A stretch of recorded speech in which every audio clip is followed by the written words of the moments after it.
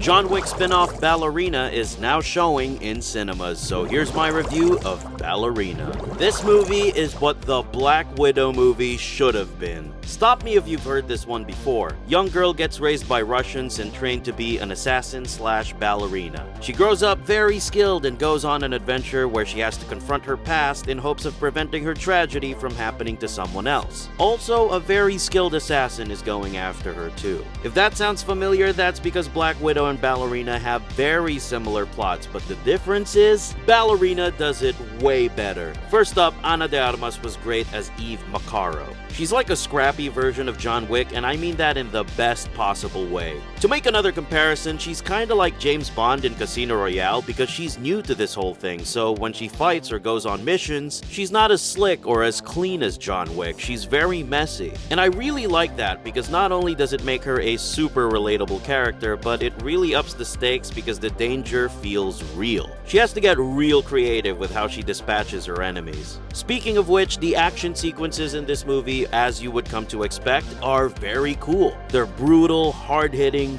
gritty, and like I said, very creative. There were a couple kills in this movie that were so gory in all the right ways, it got me and a bunch of other audience members in the theater cheering. Now this isn't a spoiler because he's in a lot of the marketing, but John Wick is in this movie. He's not there a lot, but he's very much here for the fan service. Let's just say that if you came here for John Wick, you get a healthy serving of him in this movie. He doesn't play a huge role, nor does he come in and steal the show, which is what you would want because the star of this movie is and should be Ana de Armas' character. For the most part, I think this movie does stand alone, but I do feel you need to watch at least one of the previous John Wick movies just to get how this whole world works and operates. But other than that, I think you can come in here fresh as a daisy. Now that we've discussed the positives, there's two sides to every coin, so let's flip over and talk about the things I think they could have improved upon. There was one particular subplot in this movie that I felt was a little out of place. Don't worry, I won't spoil it for you, but a character in this movie drops a bombshell revelation. And as soon as they drop this big reveal, this character